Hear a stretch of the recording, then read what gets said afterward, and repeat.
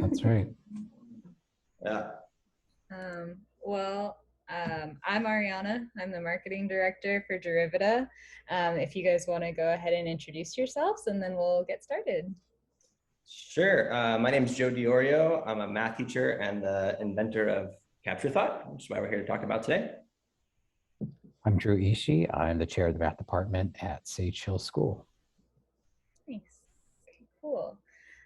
So we'll just hop right into the questions. The first question is, if you guys could summarize Capture Thought in like one sentence, how would you go about that for the people who don't know? Right. I think, well, the tagline on the website is sort of, turn your smartphone into a virtual classroom. So I think that's essentially what it does. It's a tool that allows you to make quick and easy educational videos anytime, any place. That was kind of the whole point of the vision for it. So I would say that. Cool. How many Capture Thought like tools have you guys made at this point? Have you produced? Right. So just over 1,100. We have injection molds that gave us sort of enough time to get the molds made and then ship them over from China. So now that they are produced here in the US, which was really important for me, because I figured not many people have a chance to start a business and have things manufactured in the US. So just over 1,100 right now.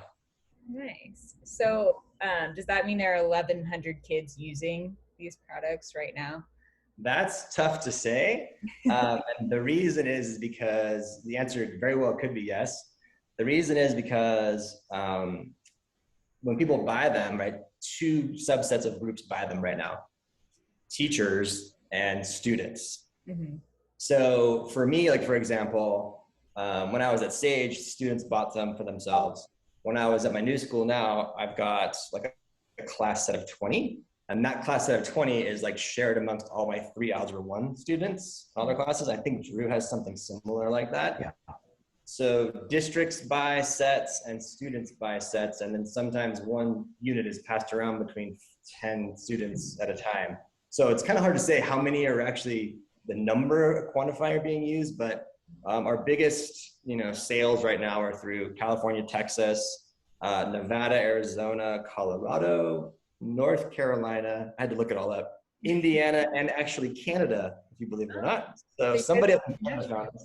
Yeah, yeah, we're international, that's right. So that's that one. Nice. So one thing that I thought was really interesting about your product is like the idea of like taking a video of yourself is very relevant like to today's social media kind of TikTok generation. Was that like kind of the main driving force behind Capture Thought, or was that a factor when you were like developing this product? Yes, absolutely. So, Drew and I are both teachers, right? So we're math teachers first and foremost. And the best moments sort of for us when we're teaching is when students are up at the whiteboards and they're able to work out a problem, and we're kind of like there as almost like a coach and just observing what they're doing and watching for how they're explaining what they're doing. And kids love that too. And so I thought, how do we do this on a larger scale anywhere all the time? And how do we make it easy for kids to like recreate that environment, not being in the classroom, right? Because we only see them for 55 minutes a day. So I thought about, what tools are already out there that kids, are going to have access to. So it's either going to be a tablet, an iPhone, or a smartphone, a tablet, or a laptop, right? I said, which one are kids most likely to have access to and already know how to use? It's going to be a smartphone. So given that this generation, is so inundated with like TikTok, Instagram, like you say, and social media, I wanted to create a product that would sort of supplement what they're already used to. So it wouldn't be, a huge learning curve. I mean, kids, like you say, make videos all the time. So while some kids have laptops and some kids have tablets, almost all kids have access or have a smartphone. So that's why I built this around the smartphone, because it wanted to be familiar with kids. So the answer is absolutely yes. Yeah. Cool. Yeah. Yeah, so the whole purpose of this product is to like show every step of the student thought process. How important is that for a teacher? And then on the flip side, how important is that for peers, like other students, to see their peers' thought processes? Yeah, this is really getting at the heart of what you do with these, and this is a really good question. So we'll both kind of answer this one. Uh, when as a teacher, we've been doing this for a long time. Drew and I both have been doing this for a long time, and like he's got a stack of papers to grade today, right? We still do this a lot of teachers still do this, and what we're doing is we're looking at the finished product of what a kid has produced, right? And so they may or may not have done that themselves. They may or may not have made a mistake along the way. We don't know. We're not privy to like the process of which got them to that place and time. And so we're looking at the finished product, right? That's fine and great. It's been done for a very long time and still going on to this day. But by doing the videos, it automatically gives us a front row seat into their process. And their process is really a huge part of learning. I think Drew can kind of speak a little bit more about like what he sees from this side of it as well, in terms of like his research and how he brought that into this too. Yeah, I mean, the videos really give us access to a part of the process that we'd never had before. And so even if you have students show work on a paper, right, like Joe said, it's the finished, it's like the last thing that they wrote, right? We don't know if they made mistakes, or they attempted the problem 15 times. Like, we don't know. And so as they talk through it, it's really like two things are going on. It's a communication event and it's a math event, right? And so in trying to communicate something to someone else, you're going through, like a reflective process and figuring out, oh, how do I phrase this, or how do I explain this to somebody? And I think the key that we try doing, or the key element here is that we've done from the beginning, is that we wanted students to explain like they're explaining to a peer, not to a teacher, right? Because the way I would explain something to somebody who knows more than I do, like I can get away with not saying a lot, right? Whereas if I'm explaining to a peer or a classmate or a friend, I might even use different language, and I want to make sure that they're getting it, right? Not just enough to get the grade. And so this has really made something that's an individual thing, an individual process, more social, right? And learning is a social activity. And so this is all in line with constructivism and social constructivism and all these different theories. And it's really fascinating to get a window into a piece of the puzzle that we've never seen before. Yeah, and I totally agree. That's the coolest part. Is you're like, oh, that's how you see that, or like, oh, that's how you understand that.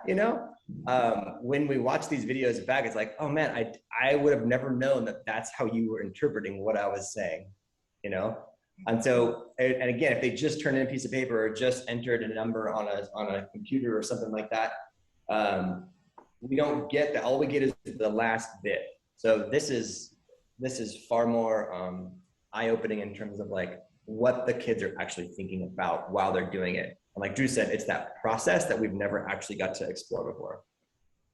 Yeah, and I feel like you kind of need that piece of it, so then you can like kind of ensure that students are progressing like at their pace to the next level as well, like instead of like rushing them or like hurrying them through like just what is expected of them, and like now this is more of like an individualized, personalized learning experience for them. Yeah, absolutely, 100%. That's definitely been our experience. And it's just so interesting how students will catch things in real time as they're explaining.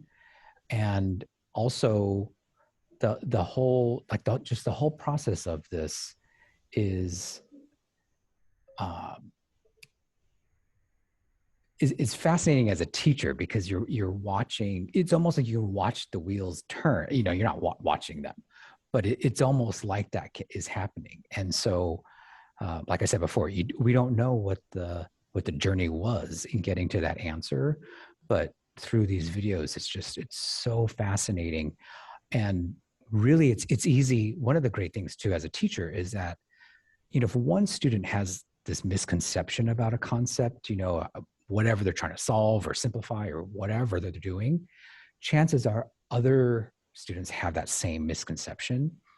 And so it changes what the things that you would address and things that you would do in your classroom. Right. Are students expected to narrate their process through the video? Okay. It's not just writing. Yeah, we've seen two main ways that students have produced videos for us over the year or so that we've been doing this. And one way is where students have done the whole problem, and then they go back and they narrate what they did, like with pointing with their finger or pointing with a pen or something like that. And the other way is like start to finish, you know, explaining as they go.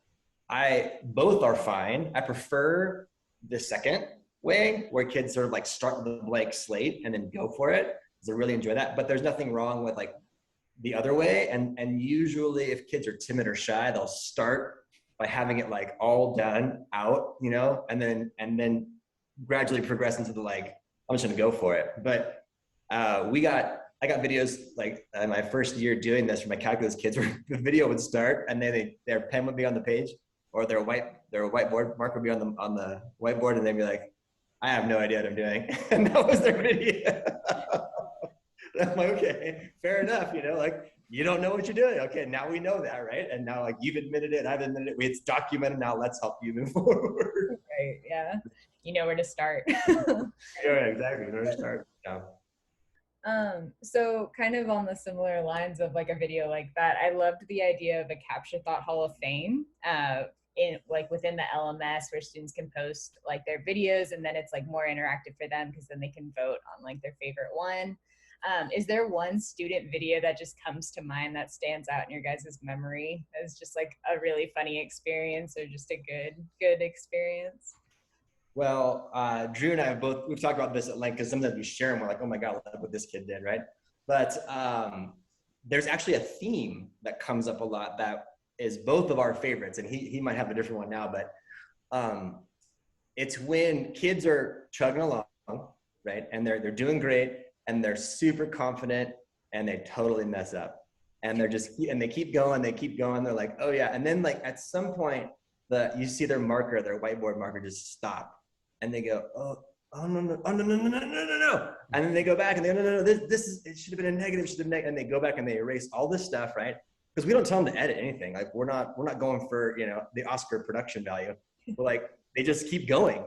And so it's when a kid, you know, catches the mistake, and we are watching this going, oh, there it is. Let's see if they catch it. And they do. And when they do, it is the coolest thing, because we have never been able to sort of see that happen before. So and we get a lot of these. So when kids are catching their mistakes, like that is really when they're thinking about it, and you know that they're owning it because they caught the mistake. And then the next day I'd be like, hey, you know, I saw your video. Nice job on catching that mistake. I said, I caught it too, but you caught it first. And that makes them feel so good about what they're producing. And that doesn't happen. I mean, that's been happening forever, but we just never knew about it, you know? Or just never saw it. Or had right.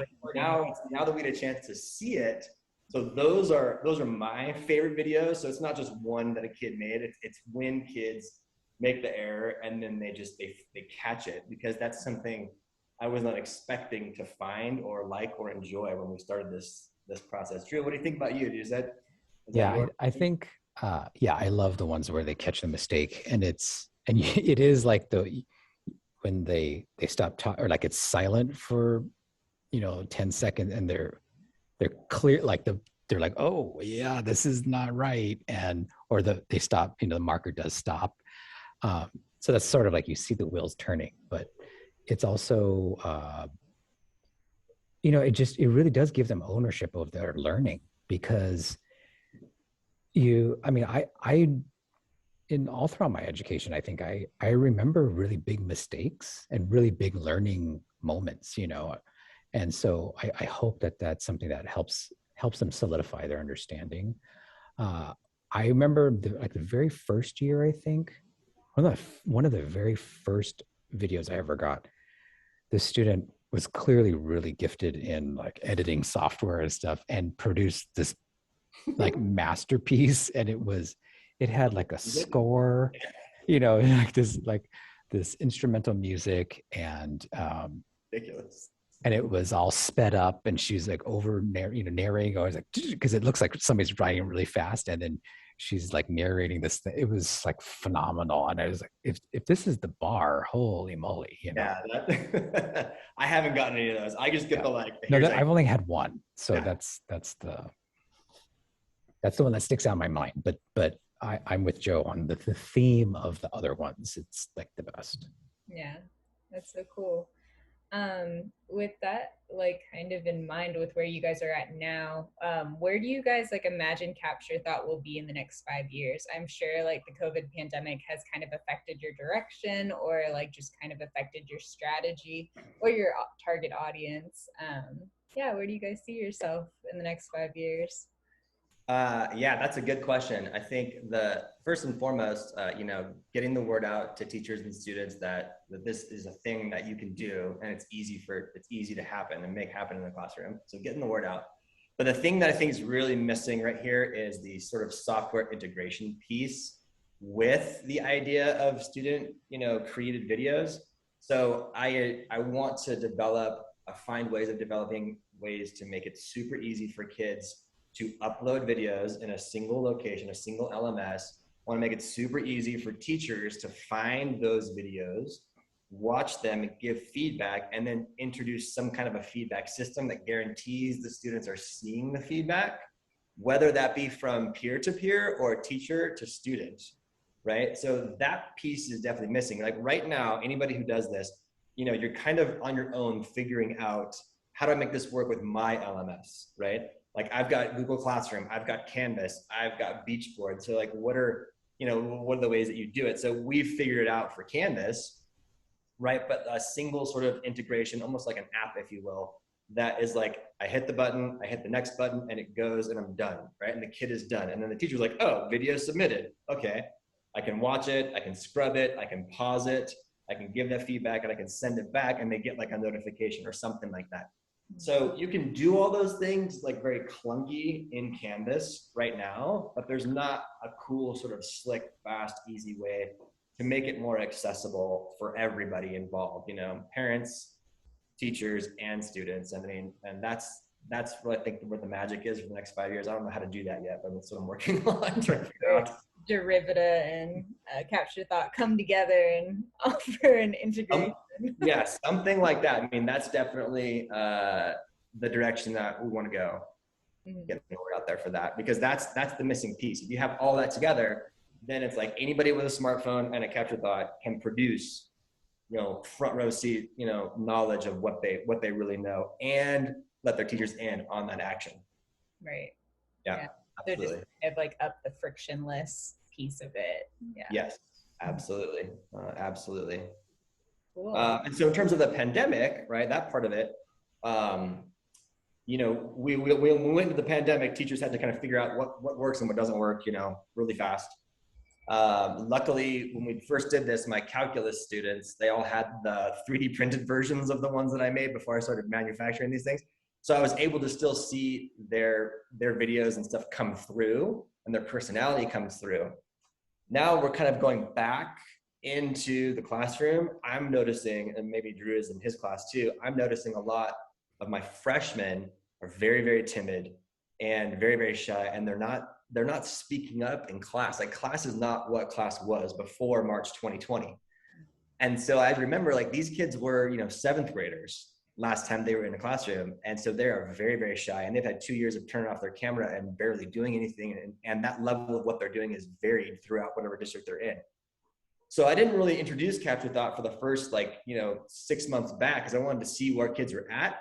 Then second semester, I introduced it on a weekly basis, and all of a sudden, like their personalities came back. I'm like, oh, there you are. Now I see. So you won't give this to me, in a class of 30. but you'll give it to me, you know, in your room or in the bench or outside the library, wherever you want to be. And that has changed kind of like, oh, okay, so now this can be a toolkit that can be used during the day or during class and at home or anywhere else. And that's what I'm finding is I didn't expect that. I kind of figured it would just be something that kids would carry around and do, you know, outside of class, but actually during class time as a learning tool. Kids just take the stand, they go to the library, they come back like 20 minutes later, like, I got a video. I'm like, sweet, upload it. I can't wait to see it, you know? So that has changed sort of the direction of like, okay, when do you use this thing? And I wouldn't have learned that if the kids didn't tell me that or weren't behaving a certain way coming back to the classroom. I don't know, is that similar to what you're seeing, Drew, too? Yeah, and I think especially with these current ninth graders, at the beginning of the year, I started using it right away. And then there were some videos that are so good, the explanations are so good, and that their personalities come through. And I had never heard the student's voice in person. They're in front of me in the room, and I had never heard them speak. And on video, I was like, who is this? You know, like, this is amazing. Yeah. And, you know, so there's, I don't know if it's like the sort of anonymity of it, or it's such a window, you know, like I said, I tell everybody, it's like, it just gives you access to learning and the kids, who they are in a way that we just never have seen before. Yeah.